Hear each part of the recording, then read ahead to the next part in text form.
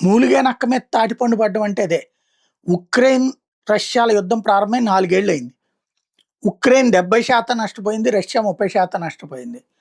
అదే సందర్భంలో ఉక్రెయిన్‌కి మద్దతిస్తూ చుట్టుపక్కల ఉన్నటువంటి దేశాలన్నీ సపోర్ట్ చేస్తూ వచ్చినాయి. ఇప్పుడు అందులో పోలాండ్ వ్యతిరేకిస్తోంది. ఎందుకంటే 4 సంవత్సరాల నుండి ఉక్రెయిన్ నుంచి వెళ్ళిన ప్రజలందరిని అది పోషిస్తోంది. అట్లాగే నాటో దేశాలను పోషించి అవి శుష్కించిపోతున్నాయి. ఇప్పుడు తాజాగా హంగరీ మీదకి ఉక్రెయిన్ చేసినటువంటి ఓవర్ యాక్షన్‌తో విసిగిపోయి ఉక్రెయిన్ మీద అటాక్‌కి వెళ్ళడానికి హంగరీ ప్రభుత్వం తన సైన్యానికి అనుమతిచ్చింది. తాజాగా మిలిటరీకి పూర్తి స్థాయి ఆదేశాలిచ్చాం. మాక్సిమం సెక్యూరిటీ అన్నటువంటిది ముఖ్యం. క్రిటికల్ ఎనర్జీ ఇన్‌ఫ్రాస్ట్రక్చర్ మేము కాపాడుకోవాలి. కాబట్టి మా సైన్యాన్ని రంగంలోకి దించుతున్నామని ప్రకటించింది. మేమెప్పుడూ గూడా అంతర్జాతీయ ఒత్తిడికి తలొగ్గే పరిస్థితి లేదంటూ హంగరీ ఇప్పుడు ఉక్రెయిన్ మీద యుద్ధానికి సన్నద్ధమవుతూ ఉండటం అన్నటువంటిది సంచలనమవుతోంది.